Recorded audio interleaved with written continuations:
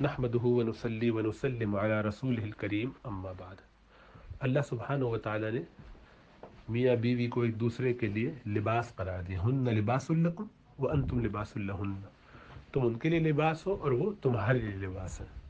لباس کا کمال یہ ہے کہ وہ جسم کو زینت بھی بخشتا ہے، حفاظت بھی کرتا ہے، سردی گرمی سے بچاتا ہے، تکلیفوں سے بچاتا ہے، اور حسن بھی پیدا کرتا ہے، عیوب کو چھپا کر، تکلیفوں کو، مشکلات کو دور کر کے، اور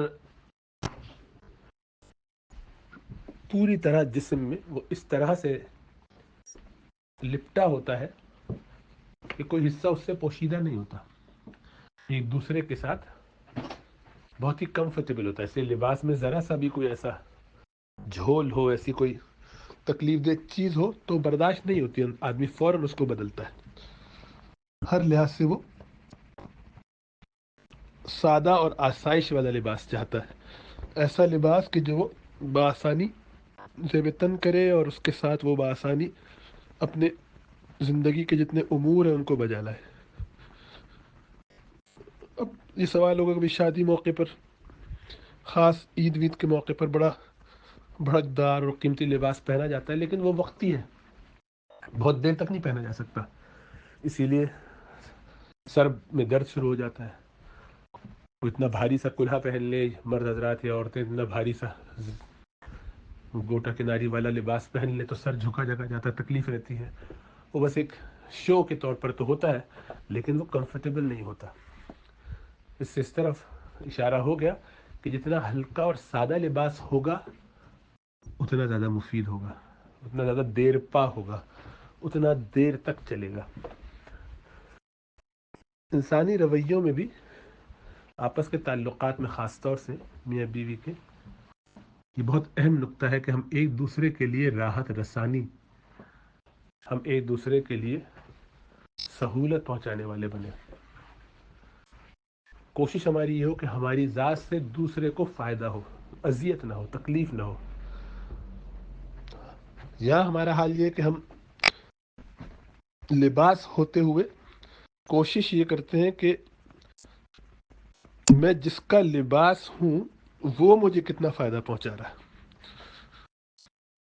وہ میری کنڈیشنز پہ کیسے رہتا ہے۔ اب لباس دیکھیے کہ کیا کرتا ہے، شکایت کرتا ہے۔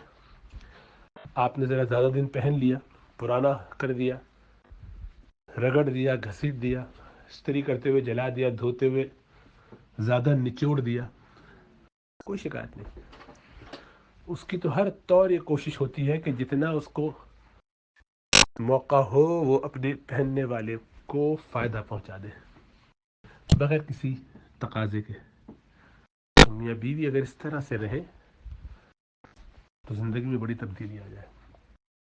لیکن ہمارے یہاں مسئلہ یہ ہے کہ ہم، جیسا عرض کیا، یہ چاہتے ہیں کہ دوسرا میرے لیے لباس ہو، میں کسی کے لیے لباس نہیں ہو سکتا یا ہو سکتی۔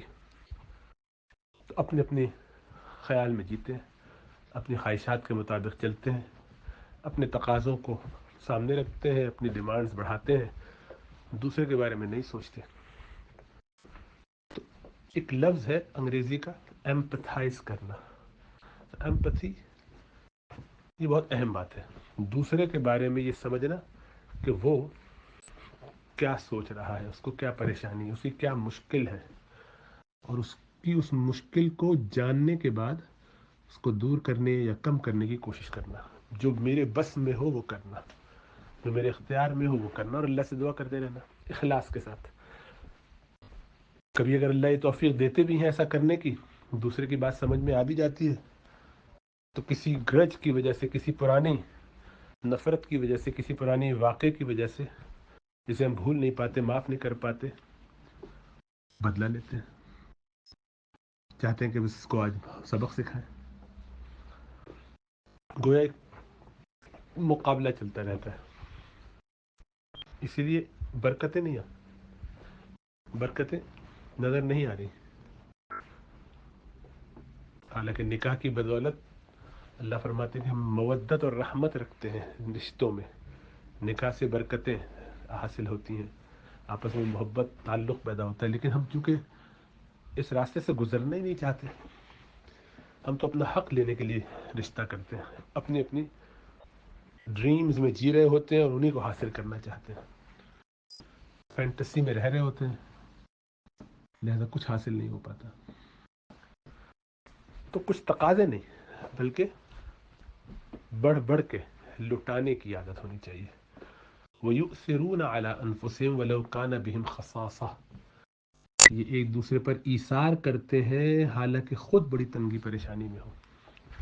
تو یہ ایثار کا جذبہ ہونا چاہیے کہ میں زیادہ سے زیادہ دوسرے کے کام آ جاؤں, اور اس میں سب سے زیادہ کام اپنی بیوی کے, اپنے شوہر کے آئے, اپنے ماں باپ, اپنے بھائی بہن, رشتے دار, اولاد کے لیے بھی.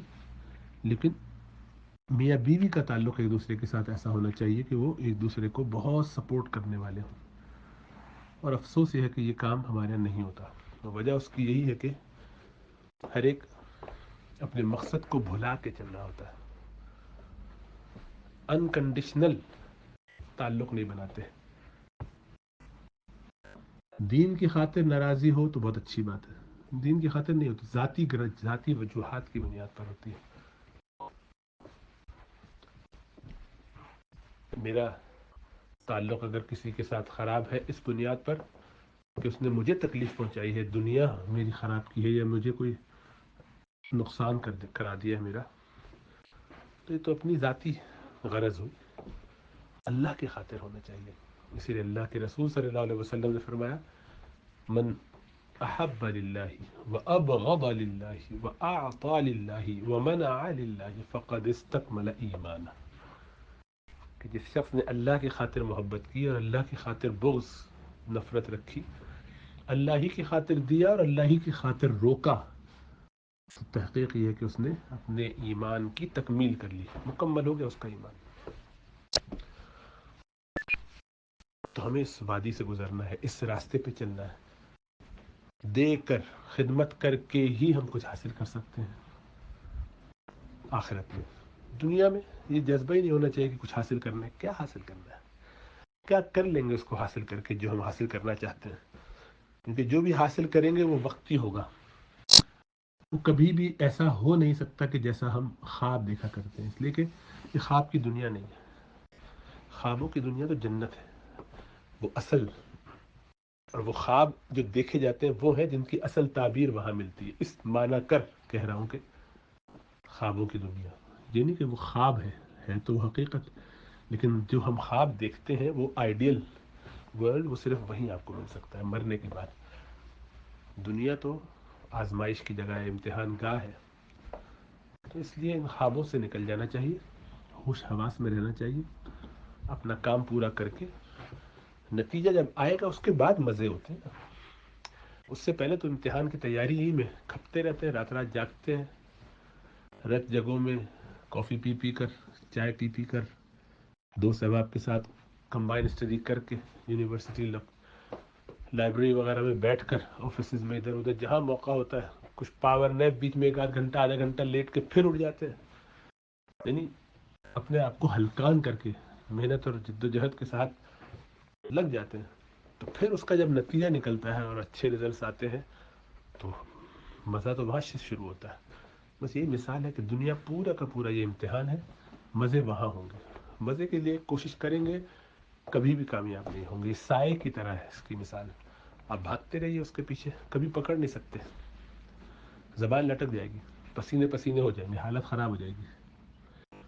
اس سے تو منہ موڑا جاتا ہے, راحتوں سے منہ موڑ لو, دنیا کے مزوں سے منہ موڑ لو, جو میں چاہتا ہوں اس کو چھوڑ دو, اس چاہت کو ہٹا دو, اللہ کی چاہت کو مقدم کر دو. پھر دیکھو وہ سایہ جس سے منہ موڑ کے بھاگا جاتا ہے وہ پیچھے پیچھے آتا ہے. پھر اس کی اہمیت, ضرورت بالکل محسوس نہیں ہوتی, لیکن وہ خود ہی ساتھ آتا رہتا ہے. تو اس لیے آدمی آخرت کو مقصود بنائے تو دنیا اس کی بہت پرسکون ہو جائے گی, کہ اس نے دنیا میں کچھ امیدیں باندھی ہی نہیں. اللہ نے سمجھ اور شعور عطا فرمائے.